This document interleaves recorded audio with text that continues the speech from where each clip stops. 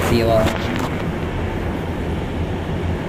وعنه رضي الله عنه قال قال رسول الله صلى الله عليه وسلم لا تقوم الساعة حتى تخرج نار من أرض الحجاز تضيء أعناق الإبل ببصرى. متفق عليه.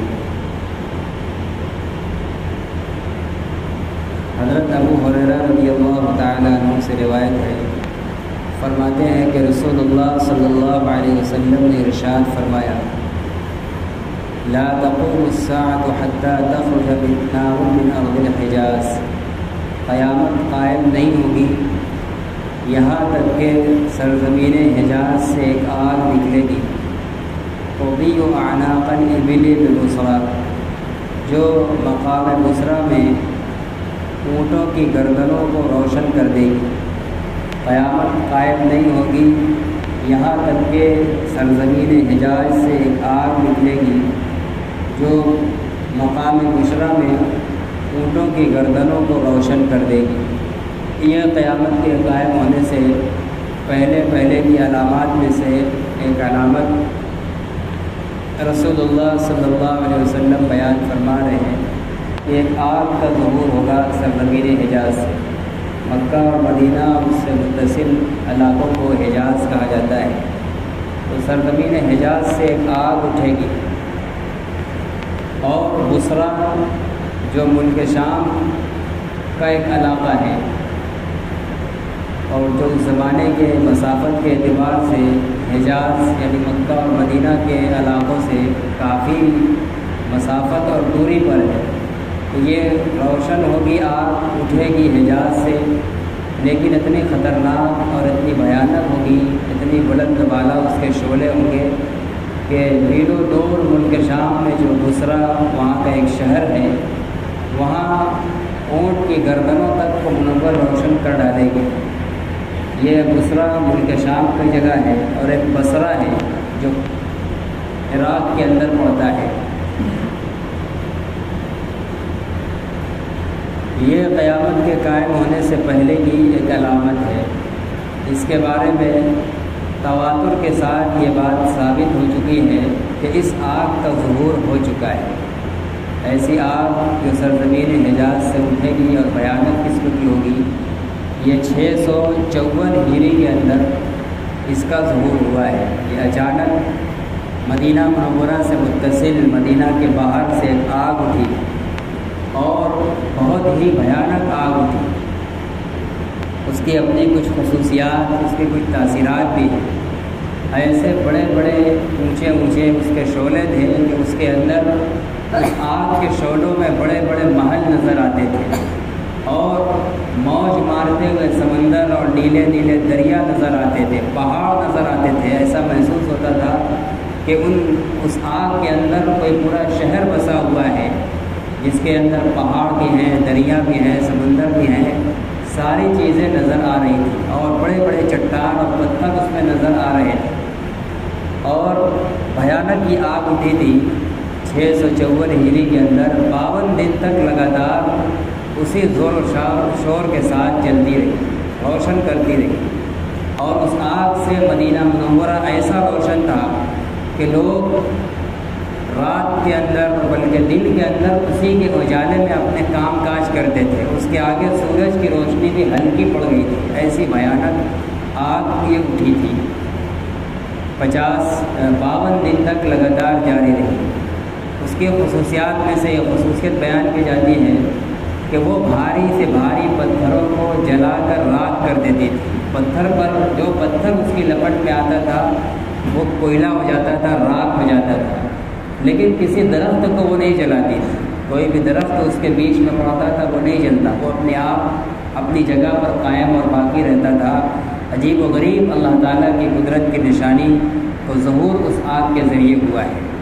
یہاں تک کہ لکھا ہے کہ مدینہ منورہ اور مدینہ کے باہر کے حصے کے جنگل میں ایک بڑا چٹان رکھا ہوا تھا. چٹان کا آدھا حصہ مدینہ کی حد کے اندر تھا اور آدھا حصہ مدینہ کے باہر تھا. آگ نے مدینہ کے باہر کا جو حصہ تھا اس چٹان کا، اس کو جلا کر راکھ کر دیا، اور مدینہ کے اندر اس کی حد میں جتنا حصہ تھا اس چٹان کا وہ صحیح سالم باقی رہا. وہ اپنی تمام تر طاقت اور آگ کی پوری شعلہ بازی کے باوجود مدینہ کو متاثر نہیں کرتی۔ جب اس کی ہوا آگ کی مدینہ کی طرف چلتی تھی اور آگ کی لپٹ اور آنچ مدینہ کی طرف جب ہوا کا رخ ہوتا تھا تو مدینہ والوں کو ٹھنڈی ہوا لگتی تھی، کوئی ان کو اس سے نقصان نہیں ہوتا تھا۔ لیکن اس کے علاوہ جس رخ پر بھی ہوا چلتی تھی تو بھیانک لوگوں کو اس سے اذیت محسوس ہوتی تھی، وہ گرم تھی۔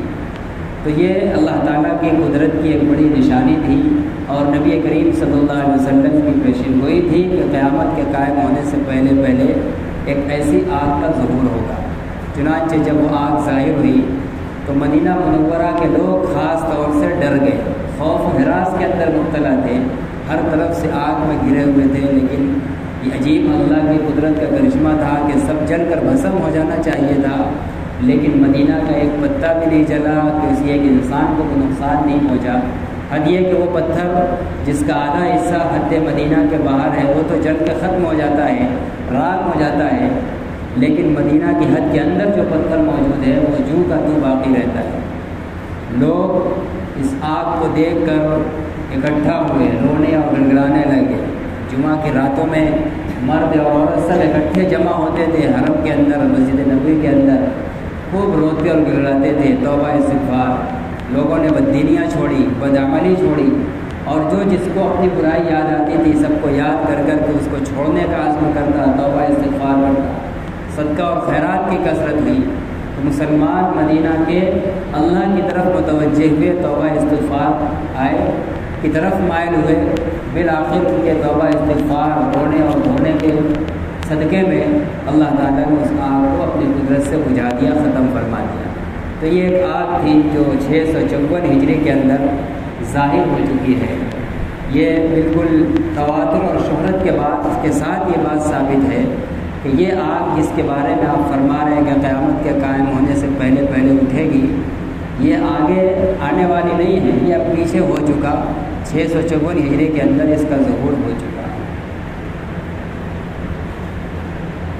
وعن انس رضی اللہ عنہ ان رسول اللہ صلی اللہ علیہ وسلم قال اول اشراط الساعة نار تحشر الناس من المشرق الى المغرب۔ حضرت انس رضی اللہ تعالیٰ عنہ سے روایت ہے کہ رسول اللہ صلی اللہ علیہ وسلم نے فرمایا کہ قیامت کی علامتوں میں سے پہلی علامت ایک آگ ہوگی جو لوگوں کو مشرق سے مغرب کی طرف کھینچ کر لے کر چلے گی، لوگوں کو مشرق سے مغرب کی طرف آگ دے گی، اکٹھا کر دے گی۔ قیامت کی پہلی علامتوں میں سے یہاں یہ جو پہلی علامت کہا گیا ہے مطلقاً پہلی علامت نہیں ہے، بلکہ قیامت کے بالکل قریب جو بڑی بڑی علامتیں ظاہر ہوں گی ان علامتوں میں پہلی علامت، ورنہ مطلقاً قیامت کی پہلی علامت اس آگ کو کہنا صحیح نہیں ہے۔ ورنہ ایک آگ تو ابھی پیچھے حدیث میں گزرا 654 ہجری کے اندر، وہ صدیوں پہلے گزر چکی ہے۔ اس کے علاوہ اور بھی اس کے علاوہ بہت سی علامات کا ظہور ہو چکا ہے، لہٰذا یہاں اب اس حدیث کے اندر جس آگ کے بارے میں کہا جا رہا ہے کہ یہ قیامت کی پہلی علامت ہے، تو یہ علی الاطلاق نہیں، تمام علامتوں کے مقابلے میں پہلی علامت نہیں، بلکہ قیامت کے بالکل قریب ہونے پر جو بڑی بڑی چند علامتیں ظاہر ہوں گی ان میں یہ پہلی علامت ہے۔ تو قیامت کی علامتوں میں سب سے پہلی علامت ایک آگ ہوگی جو لوگوں کو مشرق سے مغرب کی طرف ہانک کر لے کر چلی جائے گی۔ تو یہ بھی قیامت کے بالکل قریب میں تواتر کے ساتھ یہ بات ثابت ہے، اس کا ظہور ہوگا۔ یہ آگ اس آگ کے علاوہ ہے، پہلی حدیث میں جس آگ کا تذکرہ تھا وہ تو 654 ہجری میں پورے تواتر کے ساتھ علماء اور راویات کہتے ہیں کہ اس کا ظہور ہو چکا، وہ وہی آگ مراد تھی جو 654 ہجری میں ظاہر ہوئی۔ اور ایک بات رہ گئی کہ اس آگ کے بعد امت مسلمہ کے اوپر عالم اسلام کے اندر بہت بڑے بڑے حالات آئے تھے، چنانچہ اسی آگ کے ہی چند ہی دنوں کے بعد عالم اسلام پر جو بہت بڑا فتنہ آیا تھا، تاتاریوں کا فتنہ، جس نے عالم اسلام کا وجود ہی ختم کر دیا تھا اور ایسا لگ رہا تھا کہ اسلام اور مسلمان دنیا سے مٹ جائیں گے۔ بھیانک قسم کا حملہ تھا تاتاریوں کا اسلام اور مسلمانوں پر۔ یہ اسی آگ کے بعد جلد ہی ظہور اس فتنے کا ہوا تھا۔ لیکن یہ جو پہلی علامت کہا جا رہا ہے قیامت کے قریب ہونے کے بعد بڑی علامتوں میں سے، یہ اس کے علاوہ کوئی اور آگ ہوگی جو ابھی اس کا ظہور نہیں ہوا ہے، آئندہ ہوگا۔ قیامت کی سب سے پہلی علامتوں میں سے وہ ایک آگ ہوگی، تحشر الناس من المشرق الى المغرب، جو لوگوں کو مشرق سے مغرب کی طرف اکٹھا کرے گی، ہاتھ کر لے کر جائے گی۔ رواہ البخاری۔ الفصل الثانی عن انس رضی اللہ عنہ قال رسول اللہ صلی اللہ علیہ وسلم لا تقوم الساعة حتى يتقارب الزمان فتكون السنة كالشهر والشهر كالجمعة وتكون الجمعة كاليوم ويكون اليوم كالساعة وتكون الساعة كالظلمة بالنار۔ رواہ الترمذی۔ حضرت انس رضی اللہ تعالیٰ عنہ فرماتے ہیں کہ رسول اللہ صلی اللہ علیہ وسلم نے فرمایا قیامت قائم نہیں ہو سکتی یہاں تک کہ وقت سمٹ جائے، یہاں تک کہ وقت قریب ہو جائے، زمانہ اور وقت قریب ہو جائے گا، سمٹ جائے گا، وقت کے اندر بہت زیادہ قربت ہو جائے گی۔ کیسے ہوگا؟ فتکون السنۃ کالشہر، کرے چنانچہ سال مہینے کی طرح ہو جائے گا، سال ایسا گزرے گا جیسے محسوس ہوگا کہ مہینہ گزرا ہے، ایسا زمانہ سمٹ جائے گا۔ والشہر کالجمعۃ، اور مہینہ سمٹ کر جمعے کی طرح ہو جائے گا، پورا مہینہ گزرے گا، انسان کو لگے گا کہ ابھی ایک جمعہ گزرا ہے، یعنی ایک ہفتہ گزرا ہے۔ وتكون الجمعۃ كاليوم، اور ہفتہ دن کی طرح ہو جائے گا، ہفتہ ایسے گزرے گا جیسے لگ رہا ہے کہ ایک 24 گھنٹے کا ایک دن گزرا ہے۔ ويكون اليوم كالساعة، اور دن گھنٹے کی طرح ہو جائے گا، پورا دن ایسے گزرے گا جیسے لگ رہا ہے کہ ابھی ایک گھنٹہ گزرا ہے۔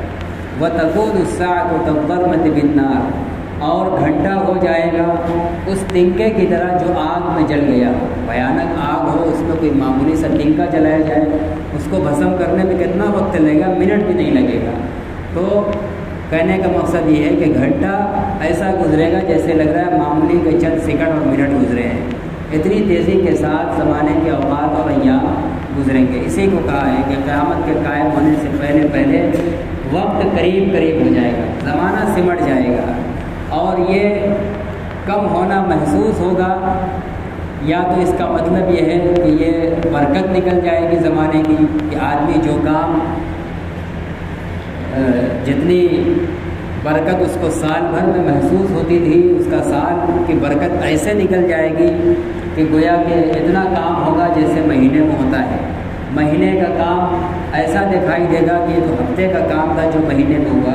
یعنی ایک مطلب یہ ہے کہ وقت کی برکت نکل جائے گی اور اس کا فائدہ ختم ہو جائے گا، اور دوسرا مطلب یہ ہے کہ حقیقتاً ایسا ہوگا، اور یہ حقیقتاً ایسا ہوگا امام مہدی کے ظہور کے وقت۔ امام مہدی کا جب ظہور ہو جائے گا تو واقعتاً زمانہ بالکل سمٹ جائے گا، سال کی حالت ایسی ہو جائے گی جیسے کہ مہینہ، اور مہینے کی حالت ایسی ہو جائے گی جیسے عام دنوں کا ہفتہ، بالکل زمانہ سمٹ جائے گا۔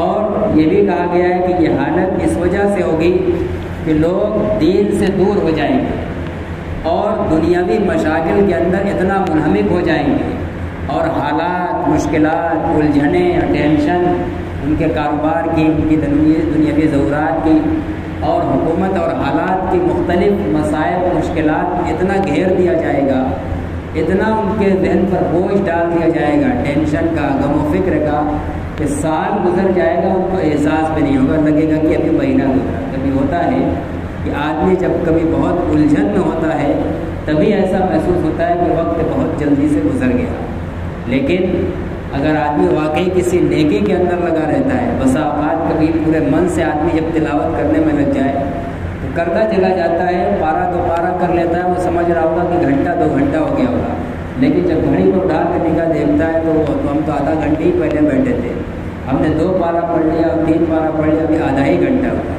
ہم سمجھ رہے تھے کہ 2-3 گھنٹہ ہو گیا۔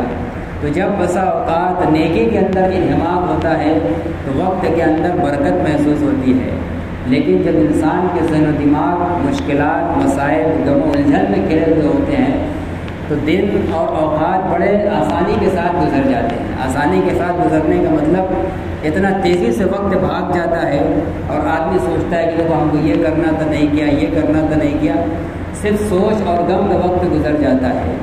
یا تو زمانے کے قریب ہونے کا مطلب یہ ہے کہ برکت ختم ہو جائے گی، اگر یہ معنی مراد ہے تو ہم لوگ اس کا مشاہدہ کر رہے ہیں۔ ہم لوگ اس وقت ایسے ہی گزر رہا ہے، سال واقعی بالکل پورے مہینے کی طرح نہیں ہے ہو رہا ہے، لیکن جو پرانے لوگ ہیں وہ محسوس کرتے ہوں گے کہ پہلے کتنا برکت اور سیارہ دن گزرتا تھا اور کتنی تیزی کے ساتھ سال گزر رہا ہے۔ عید آتی ہے، چند مہینے گزرتے ہیں، بس ایسے لگتا ہے کہ پھر فوراً عید آ گئی۔ جمعہ آتا ہے اور ایک دن گزرتا ہے جیسے لگتا ہے کہ پھر جمعہ آ گیا۔ اس طرح تیزی کے ساتھ زمانے اور اوقات گزر رہے ہیں، اور غم اور افسوس اور الجھن کے اعتبار سے اگر زمانے کا کم محسوس ہونا ہو تو ہم اس حال کے اندر بھی مبتلا ہیں، مسائل بھی ہیں، مشکلات بھی ہیں، اجتماعی مشکلات بھی ہیں، اور ہر آدمی اپنی اپنی انفرادی حالات اور مسائل کو لے کر بھی غم و الجھن کے اندر مبتلا ہے اور تیزی کے ساتھ وقت گزر رہا ہے۔ تو یہ نبی کریم صلی اللہ علیہ وسلم نے قیامت کی نشانی میں سے اور اس کے قریب ہونے کے وقت میں سے بتلایا تھا کہ قرب قیامت سے پہلے قیامت کے قائم ہونے سے پہلے ایسا ہوگا کہ حتیٰ یتقارب الزمان، وقت اور زمانہ سمٹ جائے گا، اس کے اندر اختصار پیدا ہو جائے گا، کم ہو جائے گا، چنانچہ سال مہینے کی طرح ہو جائے گا، والشہر کالجمعۃ، اور مہینہ ہفتے کی طرح ہو جائے گا، وتکون الجمعۃ کالیوم، اور ہفتہ دن کی طرح ہو جائے گا، ویکون الیوم کالساعۃ، اور ایک دن گھنٹے کی طرح گزرے گا، وتکون الساعۃ کالظلمۃ بالنار، اور گھنٹہ اس تنکے کی طرح ہوگا جو آگ میں جل گیا ہو۔ تنکا بھیانک آگ میں جل ڈالا جائے، سیکنڈوں میں بھسم ہو جاتا ہے، تو گھنٹہ ایسے گزرے گا جیسے لگ رہا ہے کہ چند سیکنڈ اور منٹ گزرے ہیں۔ زمانے سے برکتیں نکل جائیں گی انسان کی بدعمالیوں کی وجہ سے، اور انسان کے اپنے اوپر دنیا کے ہی غموں کو، الجھنوں کو مسلسل مسلط کیے رہنے کی وجہ سے اوقات کی برکتیں نکل جائیں گی، اور تیزی کے ساتھ اوقات بھاگتے ہوئے محسوس ہوں گے۔ قیامت کے قائم ہونے سے پہلے یہ چیز ہوگی۔ تو آج کے ان 3 حدیثوں کے اندر 3 علامت کا بیان ہے۔ پہلی حدیث ابو ہریرہ رضی اللہ عنہ کی، جس میں ایک بھیانک آگ کے ظہور کا بیان کیا گیا کہ قیامت کے قائم ہونے سے پہلے ایک بھیانک آگ ہوگی جو اٹھے گی سرزمین حجاز سے، مکہ اور مدینہ کی زمین سے، لیکن اس کے لپٹ اور اس کے شعلوں کا اثر جو مہینوں کی مسافت کی دوری پر ملک شام کا بصرہ کا شہر ہے وہاں تک پہنچے گی۔ چنانچہ لکھا ہے کہ مکہ معظمہ کے اس زمانے کے راویوں کا بیان ہے کہ ہم نے اس آگ کے شعلوں کو ملک شام کے مختلف یمامہ اور مختلف شہروں میں چمکتا ہوا، روشن ہوتا ہوا دیکھا ہے، اور خود مدینہ وغیرہ میں تو ماحول یہ تھا کہ ان قریب کی جگہوں میں اس آگ کے آگے سورج کی روشنی کمزور پڑ گئی تھی، سارا کام اسی آگ کی روشنی سے نکالا جاتا۔ تو 654 ہجری کے اندر اس آگ کا ظہور ہو چکا، اور حضرت انس رضی اللہ عنہ کی حدیث میں دوسری علامت یہ کہ اب آگے قیامت کے بالکل قریبی زمانے میں جو چند بڑی بڑی علامتوں کا ظہور ہوگا، ان میں پہلی ایک علامت یہ ہوگی کہ پھر ایک آگ کا ظہور ہوگا جو لوگوں کو کھینچ کر ڈھکیل کر مشرق سے مغرب کی طرف لے جا کر جمع کرے گی۔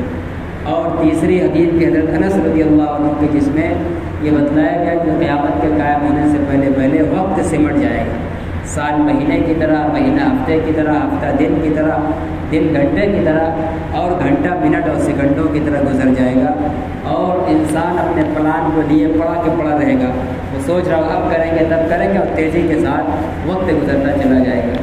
اللہ تعالیٰ ہم تمام لوگوں کو ان احادیث سے عبرت لینے کی توفیق نصیب فرمائے، اور ہم سب کو اپنے اوقات کی، اپنے لمحات کی قدردانی کی توفیق نصیب فرمائے۔